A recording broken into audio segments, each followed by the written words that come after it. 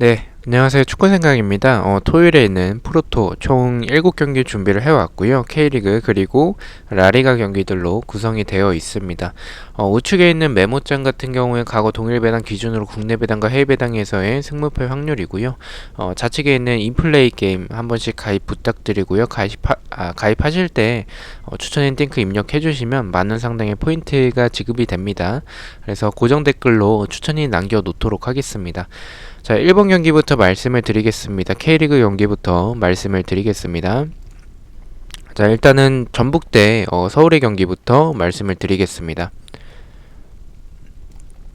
자, 일단 뭐 예상대로 전북이 정배당을 받았죠. 상대 전적도 보시다시피 전북이 좀 우세한 부분을 보여주고 있고요. 최근 10경기 동안 전북이 서울 상대로 패배가 없습니다. 그만큼 전북이 좀 압도적인 모습을 보여준다라는 점과 K리그는 유관중이기 때문에 그런 부분에서는 지금 전북은 지방에 위치를 하고 있죠. 그래서 30%의 관중이 허용이 되기 때문에 전북이 질 것 같지는 않습니다. 승과 무승부 중에서 좀 고민을 했었는데 그래도 서울은 지금 기성용 선수가 아마도 출전이 불가능하지 않을까라는 생각을 좀 가지고 있고 공격에 있어서는 이선에 대한 보강은 좀 제대로 됐는데 공격에 있어서는 개인적으로 봤을 때는 서울이 지난 시즌과 이제 동일한 선수들이 나와야 합니다. 그만큼 결정력에 있어서는 좀 아쉬운 모습을 보여줄 것 같고요. 전북은 반면에 일류첸코와 같은 확실한 공격수를 영입을 했기 때문에 경기가 풀리지 않더라도 일류첸코 또는 구스타보 선수를 교체로 넣어서 이제 뭐 트윈타워라든지 아니면 이런 공격에서의 득점은 분명히 충분히 가능하다라고 생각을 하고 있습니다. 그렇게 본다면 이 경기는 전북의 승에 조금 더 가깝다라는 생각을 좀 가지고 있어서 전북의 승으로 가져가 보도록 하겠습니다. 자, 언오버 같은 경우에 2.5점이 기준이기 때문에 그렇게 본다면 저는 정배당인 오버 쪽을 생각을 하고 있습니다. 서울이 결정력에 있어서는 좀 아쉬운 부분들이 있겠지만 저는 개인적으로 전북이 이 경기는 좀 크게 승리할 가능성이 있다라고 생각을 하고 있습니다. 서울은 기성용 선수, 주장인 기성용 선수가 출전을 하지 못한다면 이렇게 중심을 잡아줄 선수가 조금 부족하지 않나라는 생각을 가지고 있고요. 전북은 나간 선수들도 있지만 중원에서 이런 최용준 선수가 중심을 잡아줄 수 있기 때문에 중원 싸움에서도 분명히 유리한 팀은 전북이다라고 생각을 하고 있습니다. 그렇게 본다면 저는 서울이 지난 시즌도 그렇고 수비적으로 좀 불안했던 모습들이 많았었던 팀이고 전북이 서울 상대로 계속 3골차 이상으로 승리를 했었기 때문에 저는 대승할 가능성이 있는 경기라고 생각을 합니다.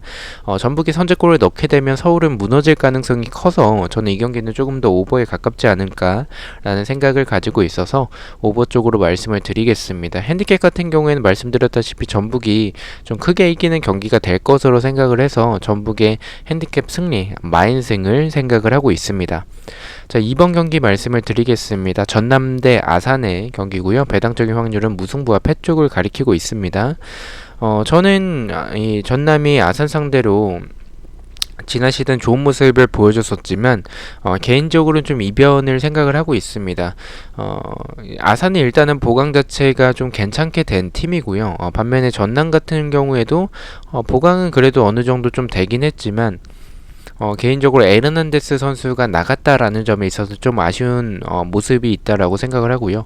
에르난데스가 공격에서 해주는 역할들이 저는 좀 좋았다라고 생각을 하는데 그런 에르난데스가 없는 부분, 뭐 이종호 선수가 뭐 좋은 모습을 보여줄 수는 있겠지만 저는 개인적으로 답답한 경기력이 좀 나올 것 같고 좀 0대0의 결과도 좀 나올 수 있을 것 같다라고 생각을 하고 있습니다.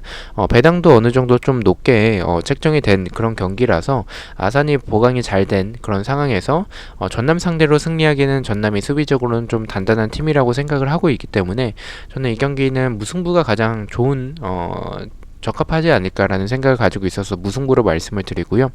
언어버 같은 경우에는 제가 2.5점 기준으로 본다면 말씀드렸다시피 언더 쪽으로 0대0의 결과도 나올 수 있는 경기라고 생각을 하고 있기 때문에 언더 쪽으로 말씀을 드리겠습니다. 전남은 답답한 이런 공격력, 반면에 아산은 영입 자체는 좀 괜찮은 선수들을 영입을 했다라고 생각을 하지만 전남의 수비를 뚫어내기에는 좀 역부족이지 않을까라는 생각을 좀 가지고 있습니다. 득점이 나오지 않는 그런 경기가 될 가능성이 좀 있어서 저는 언더 쪽으로 말씀을 드리고요. 그리고 핸디캡 같은 경우에는 제가 무승부로 이변을 보고 있기 때문에 아산의 핸디캡 승이죠. 프랜승, 전남의 핸디캡 패로 말씀을 드리도록 하겠습니다. 자, 3번 경기입니다. 대구 대 수원의 경기 말씀을 드리도록 하겠습니다. 일단 예상대로 대구가 정배당을 받았습니다. 하지만 배당이 너무 좀 높게 책정이 됐다라고 생각을 하고 있고요. 개인적으로 이 경기는 좀 이변을 생각을 하고 있습니다. 무승부도 고배당을 노리신다면 무승부도 괜찮아 보이지만 저는 더 큰 이변을 보고 대구의 패 쪽으로 생각을 하도록 하겠습니다. 이렇게 생각하는 이유는 일단은 이 두 팀이 2부 리그 있었을 때 맞대결을 봤었을 때 원정팀이 좀 이기는 결과가 나왔었고요.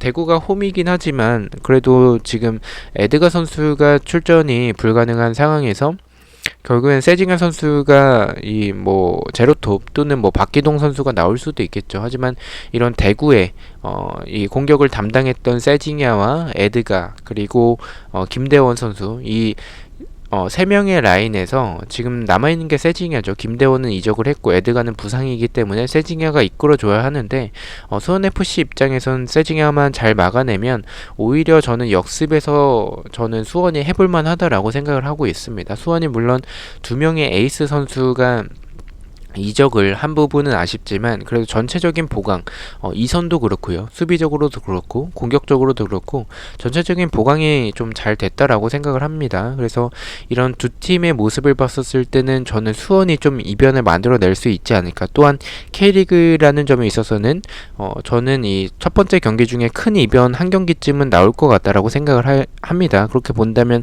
저는 전북보다는 대구 경기에서 이변이 나올 것으로 생각을 하고 있어서 대구의 완전한 이변을 보고 패 쪽으로 가져가 보도록 하겠습니다. 언어버 같은 경우에는 2.5점 기준으로 봤었을 때 사실 이 경기는 언더가 정배인데 개인적으로 역배 쪽인 오버 쪽을 생각을 하고 있습니다. 그렇게 생각하는 이유는 두 팀 다 일단은 역습에서 좀 좋은 모습을 보여주는 팀이죠. 그렇게 본다면 저는 일단 수원FC도 역습에서 수비에 비해서는 공격에서 좋았던 모습을 보여줬던 팀이고 반대로 말하자면 이제 공격에 비해서 수비적으로 좀 취약한 모습을 보여주는 팀이기 때문에 1부 리그와 2부 리그의 격차는 분명히 있을 것으로 생각을 합니다. 그래서 대구 역시 득점할 가능성이 있고 수원 역시 이런 보강된 선수들을 봤을 때 득점이 충분히 가능하다라고 생각을 해서 이 경기는 좀 득점이 많이 나오는 경기가 되지 않을까라는 개인적인 생각을 가지고 있어서 역배지만 오버 쪽으로 가져가 보도록 하겠습니다.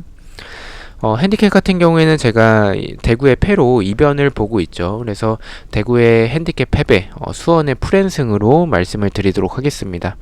자, 다음은 라리가 경기들 말씀을 드리도록 하겠습니다. 이 4번 경기는 에이바르 대 우에스카의 경기부터 말씀을 드리도록 하겠습니다. 자, 일단 뭐 에이바르가 정배당을 받았죠. 근데 제 생각과 다르게 좀 너무나도 낮은 정배당을 받았습니다. 두 팀의 경기력을 봤을 때는 뭐 거기서 거깁니다. 하지만 조금 더 좋은 팀은 저는 개인적으로 에이바르라고 생각을 하는 게 최근에 크로스 공격 자체는 좀 날카롭다라고 생각을 해요. 우에스카가 이런 크로스 공격에 좀 취약하고 크로스 허용이 좀 많은 팀이라서 저는 에이바르가 조금 더 우세한 경기지 않을까라는 생각을 좀 가지고 있고요. 그렇게 생각하게 된 결정적인 이유는 이 상대 전적 때문에 무승부도 조금 고민을 했지만 배당이 좀 너무 낮게 책정이 됐다라고 생각을 합니다. 두 팀 다 뭐 에이바르도 최근에 승리가 없는 팀인데도 불구하고 최근에 흐름 자체만 놓고 봤을 때 우에스카가 우세하고 상대 전적에서도 우에스카가 우세한데도 불구하고 에이바르에게 이렇게 낮은 정배당을 줬다라는 부분을 봤을 때 2점대 초반의 배당이라면 저는 에이바르가 이기는 결과가 나올 것으로 개인적으로 생각을 하고 있습니다. 에이바르의 승으로 가져가 보도록 하겠습니다. 언어버 같은 경우에 2.5점 기준으로 본다면 이 경기는 언더에 가깝다라고 생각을 합니다. 두 팀 다 뭐 결정력이 좋은 팀은 아니죠. 우에스카도 그렇고 에이바르도 그렇고 에이바르는 크로스를 만들어내는 그런 과정들은 굉장히 좋은데 득점으로 연결되지 않는 부분이 아쉬운 팀이고 우에스카는 이런 역습에서 좋은 모습 그리고 세트피스에서 이런 좋은 모습을 보여주고는 있지만 우에스카 역시 결정력적으로는 굉장히 좀 떨어지는 팀입니다. 이렇게 두 팀의 모습을 본다면 저는 언더에 조금 더 가깝다 가깝다라고 생각을 해서 언더 쪽으로 말씀을 드리고요. 핸디캡 같은 경우에는 저는 에이바르가 이기더라도 좀 간신히 이기는 경기가 될 것 같아요. 두 팀의 모습을 봤었을 때 에이바르가 결정력이 그렇게 좋은 팀은 아니기 때문에 이길 가능성은 더 높다라고 판단을 하고 있지만 2점 차 이상의 승리를 하기에는 에이바르의 결정력이 좋지 않다라고 생각을 하고 있습니다. 에이바르의 핸디캡 무승부로 1점 차의 승리를 바라보고 있습니다. 자, 5번 경기입니다. 세비야 대 바르셀로나의 경기 말씀을 드리도록 하겠습니다. 일단 배당적인 확률은 국내에선 패 쪽, 해외 배당에서 비슷한 흐름을 보여주고 있습니다. 또한 이 바르셀로나가 주중에 경기가 있었습니다. 그래서 체력적인 부분에서 세비야가 좋고 최근에 흐름만 놓고 봤을 때 세비야는 6연승을 하고 있기 때문에 세비야가 굉장히 좋은 흐름을 보여주고 있어서 이변이 나올 가능성도 충분한 경기라고 생각을 하고 있습니다. 바르셀로나 같은 경우에 최근에 흐름 자체가 좋았다가 카디스와 무승부 그리고 챔피언스 리그에서 패배까지 하면서 최근에 흐름이 좋진 않았습니다. 하지만 주중 경기에서 엘체와의 경기에서 승리를 하면서 분위기 반전에 성공을 했다라고 생각을 하고 있고요. 두 팀의 맞대결을 해서 세비야가 바르셀로나 상대로 좀 약한 부분 그리고 세비야가 강팀과 만났을 때 좀 약해지는 그런 모습들을 생각을 하고 있고요. 또한 오캄포스가 없다라는 점도 개인적으로 좀 아쉽다라고 생각을 하고 있습니다. 그리고 바르셀로나와 이 세비야를 비교했었을 때 말씀드렸다시피 최근에 흐름 자체가 세비야가 좋고 바르셀로나는 주중에 경기까지 있었기 때문에 체력적인 부담이 있는데도 불구하고 바르셀로나가 정배당을 받을 것 같긴 했었지만 2점대 중반대를 받을 거라고 생각을 했는데 이렇게 2점대 초반의 배당이라면 이 경기는 바르셀로나를 가져가는 게 맞겠다라고 판단을 하고 있습니다. 세비야의 패로 가져가 보도록 하겠습니다. 네, 언오버 같은 경우에는 오버에 더 가깝다라고 생각을 하고 있습니다. 일단 오버가 정배당이기도 하고요.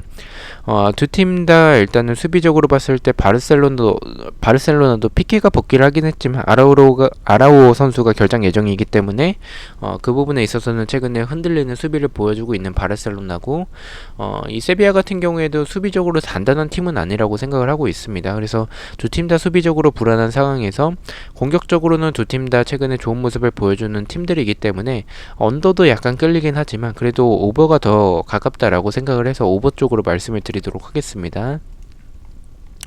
핸디캡 같은 경우에는 핸디캡 무승부로 말씀을 드리겠습니다. 일단 바르셀로나가 이기더라도 좀 힘겹게 이기는 경기가 될 것 같습니다. 어쨌든 수비적으로 불안한 모습을 보여주는 팀이고 세비야가 최근에 흐름이 좋고 홈에서 좋은 팀이기 때문에 그런 모습들을 종합을 해보자면 저는 이 경기는 핸디캡 무승부에 더 가깝다라고 생각을 하고 있습니다. 자, 6번 경기부터는 인플레이 게임에서 24시간 기준으로 업데이트가 되기 때문에 아직 업데이트가 되지 않아서 새벽 경기라서 이 한글표를 보면서 말씀을 드리겠습니다. 알라베스 대 오사수나의 경기고요. 배당적인 확률은 국내에서 무승부와 패 쪽, 해외 배당에서는 승쪽이지만 무승부와 패의 빈도도 있습니다.